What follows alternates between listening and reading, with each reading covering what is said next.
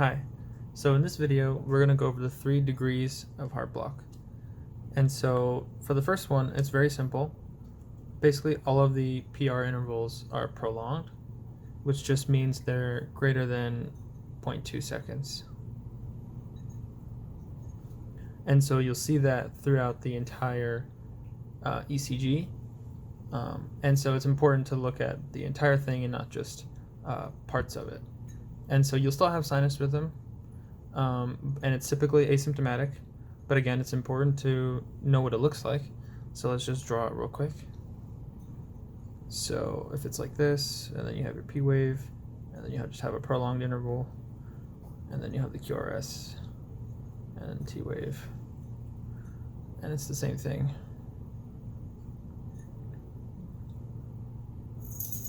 And so you can see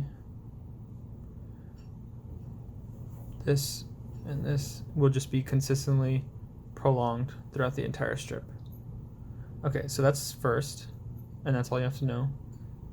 It's usually due to just slow conduction from the atria to the ventricles. And it's considered a partial block, and that's why it's first degree, so it's not as bad as some of the others. Okay, so let's skip second degree for now, and we'll go to third degree. And so in third degree, you're going to have complete conduction failure from the atria to the ventricles. And so basically the atria is going to beat at a certain, beats per minute, the ventricles at a different one, and so they're going to be completely off. And on the ECG, it's going to look very weird, but it'll look something like this.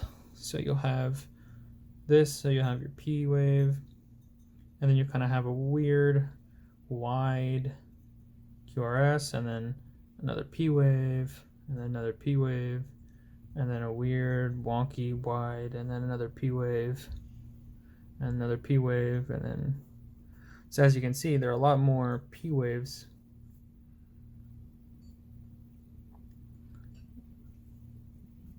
These aren't all P waves, but as you can see that they're all just a lot more in frequency than the QRS. And so that's kind of what it'll look like. And you can very much differentiate this one from all the other ones, as we'll see. So in Mobitz type 1, so let's go to second degree. So in Mobitz type 1 of second degree, you're just going to have progressive lengthening of this PR interval, and then you're going to have a QRS drop. And that's due to failed conduction to the AV. And basically the ventricles don't contract, and so that's why you have the dropped QRS.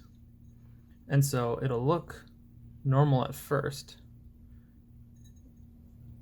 so something like that, and then your T wave, and then P, and then this will get a little longer, and then you have the QRS, and then the T wave, P wave, and then it's even longer, and then QRS.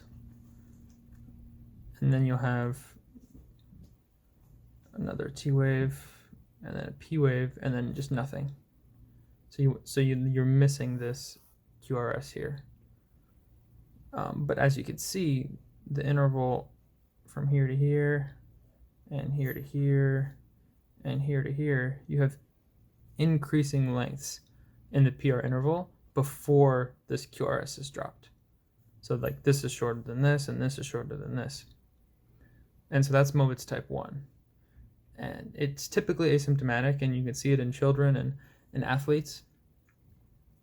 But yeah, and so the difference you can see between first degree and second degree is you have, for Mobitz type 1, you have increasing PR lengths versus first degree, where all the PR intervals are prolonged and there's no QRS drop. Okay, so for Mobitz type 2, it pretty much looks like first degree, except you're going to have a QRS drop. And so it's like type 1. So you have these prolonged PR intervals and then, look like that. And then all of a sudden, you won't have a QRS. And so, again, it's like type 1, but there's no PR interval lengthening for like Mobitz type 1, I'm sorry. And so this is the most dangerous because it's all of a sudden, it's normal, more or less, and then, a random QRS drop.